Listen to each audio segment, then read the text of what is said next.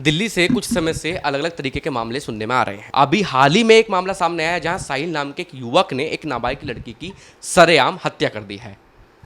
साहिल ने साक्षी नाम की लड़की पर लगभग 35 से 40 बार चाकू से वार किया है। जो आसपास के लोग थे वह मूक दर्शक बनकर सिर्फ उस कहानी को, एक तरीके से अपराध को देख रहे थे। किसी ने उसके लिए ऑब्जेक्शन नहीं उठाया।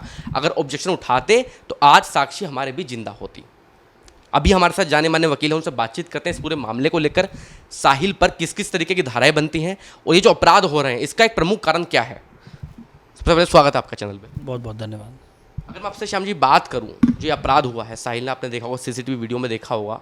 सबसे पहले तो इस अपराध में कौन कौन सी धाराएं लगती हैं, क्योंकि सरेआम 40 बार चाकू से खोदना, पत्थर से कुचलना। देखिए, ये जो जघन्य अपराध हुआ है और फुल पब्लिक व्यू में हुआ है, सीसीटीवी फुटेज में पूरी घटना कैद हुई है। इसमें धारा तो चूँकि मर्डर हुआ है तो 302 की ही बनती है, हत्या करने की। लेकिन इस तरह के अपराधों को हीनियस ऑफेंसेस की श्रेणी में माना गया है। हीनियस ऑफेंसेस की अगर अपन डेफिनेशन देखें अपने क्रिमिनल कोड में, तो उसमें 7 साल से ऊपर की जितनी भी पनिशमेंट है उन्हें हीनियस ऑफेंसेस कह दिया गया है। यही कारण है कि आज दिनांक तक जो इस तरीके के जघन्य अपराध हैं, प्रॉपर कानून ना होने के कारण दोषी छूट जाते हैं।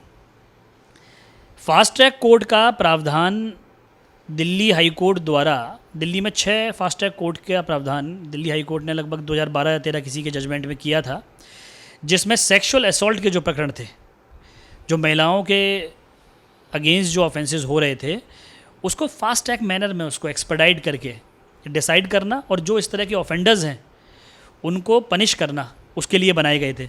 लेकिन वस्तुतः अलग अलग राज्यों में इस तरह के फास्ट ट्रैक कोर्ट की जो हम देखें कि प्रैक्टिकली कितना वो कारगर हैं, तो ये देखने में आया है कि फास्ट ट्रैक कोर्ट से कोई ख़ास फ़र्क इस तरह के जघन्य अपराध में संलिप्त जो लोग हैं उनके माइंडसेट पे नहीं पड़ा है।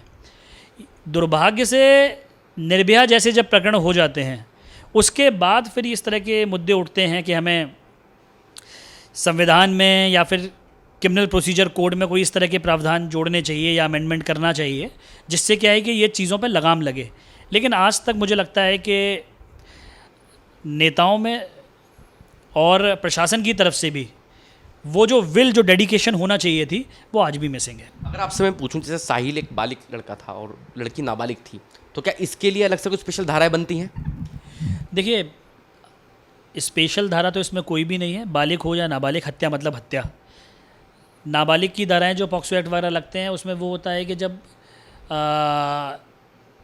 जो विक्टिम है वो जीवित हो और वो केस आगे चले। इसमें तो हत्या हुई है तो 302 का मुकदमा चलेगा। बस ये है कि इसमें फास्ट ट्रैक कोर्ट के थ्रू अगर ये डिसाइड हो जाए, जिसमें जो लंबी प्रक्रियाएं हैं उसको कम से कम समय में पूरा करके दोषी को सज़ा दी जाए, बस यही इसका एकमात्र उपाय है। साक्षी के जो परिवार वाले हैं वो कह रहे हैं कि लगभग 6 महीने में आरोपी को फांसी की सज़ा हो जानी चाहिए। क्या ऐसा संभव है? देखिए, 6 मंथ के टाइम बाउंड मैनर में टाइम लिमिट प्रिस्क्राइब करना तो मैं नहीं कह सकता, लेकिन हाँ, जो लंबी प्रक्रिया है उसको छोटा किया जा सकता है। एविडेंस वगैरह की जो प्रक्रिया है उसको जल्दी से जल्दी, कम समय में सीमित करके जल्दी से जल्दी आरोपी को सजा दी जाए। अगर मैं साहिल की बात करूं, सभी को पता है कि साहिल वीडियो में भी दिख रहा है, लड़की को मारता हुआ दिख रहा है। आरोपी एक तरीके से लोगों ने सिद्ध भी कर दिया है उसको, तो उसका केस कौन लड़ेगा? उसके क्या कुछ बचने के चांसेस हैं? देखिए, मैंने जैसा भी पहले भी कहा था, इस तरह के ओपन एंड शट जो केसेस होते हैं उसमें फास्ट ट्रैक कोर्ट का जो प्रावधान है उस पर क्या है कि अगर उस हिसाब से अगर ट्रायल हो तो चीज़ें आसान होंगी, बेहतर होंगी और आम जनता का न्यायालयीय प्रक्रिया जो है उस पर आम जनता का विश्वास जगेगा। इसमें एक दूसरा एक एंगल और भी है कि इसमें जो लव जिहाद का एक एंगल है, क्योंकि ये भी समझ में आया है कि ये जो लड़का था साहिल खान, उसके फेसबुक और बाकी जो सोशल मीडिया प्लेटफॉर्म थे वहाँ पर उसने अपने आप को एज अ हिंदू रिप्रेजेंट किया था। तो इसमें इस तरह के भी प्रावधान होने चाहिए, जैसे अन्य अन्य राज्यों में। अभी देश में कुछ ही राज्य हैं जहाँ पर लव जिहाद का स्ट्रॉन्ग कानून बना है, उस दृष्टि से भी इस मामले को देखना चाहिए। लेकिन मेरा मानना ऐसा ये है कि society as a large fail हुई है इस प्रकरण में। फुल पब्लिक व्यू में इस तरीके का जघन्य अपराध होता है, फिर भी किसी ने रोकने का प्रयास नहीं किया। ये सबसे बड़ा चिंता का विषय है। देखिए, मैं सरकार की विफलता मांगता हूँ। हालांकि इसमें राजनीति इस प्रकरण में नहीं होना चाहिए, बहुत ही जघन्य मामला है ये, लेकिन जिस तरीके से स्टेटमेंट दिल्ली में लगातार राजनीतिकरण हो रहा है हर मुद्दे का, कि ये एलजी का मामला है, केंद्र का मामला है, या फिर राज्य शासन का मामला है, मेरे हिसाब से इसमें राजनीतिकरण नहीं होना चाहिए। दोषी को तुरंत ट्रायल कोर्ट, जो अपना इस फास्ट ट्रैक कोर्ट है, उसके माध्यम से इसको सजा दिलाना चाहिए। रही बात लव जिहाद के एंगल की, तो लव जिहाद के एंगल पे कुछ राज्यों ने अच्छा मजबूत कानून बनाया है और उसका रिजल्ट भी देखने को मिल रहा है। दिल्ली सरकार में अभी इस तरीके के मजबूत निर्णय की लेने की मुझे क्षमता दिखाई नहीं देती है। अगर मैं आपसे बात करूं आज के समय के अपराध की, अपराधों के माइंडसेट की, आप देख रहे होंगे आजकल जैसे एक लड़का ही है और नाबालिग लड़की की वो एक खुले समाज में, एक सोसाइटी के बीच में चाकू से हत्या कर देता है। आपने कुछ समय पहले श्रद्धा का भी केस देखा होगा। तो ऐसे अगर माइंडसेट की बात करूं, ऐसे माइंडसेट लोगों के कैसे बन रहे हैं आज के समय में? देखिए, माइंडसेट जिस तरह का आजकल जो परिवेश है, खासकर सोशल मीडिया प्लेटफॉर्म्स, जो वेब सीरीज़ आ रही हैं, जब भी कोई मूवी बनती है तो उसके लिए सेंसर बोर्ड की एक टीम रहती है, प्रॉपर गाइडलाइंस है जो स्क्रूटनी करती है कि किस तरह का मटेरियल पब्लिक डोमेन में आना है, नहीं आना है।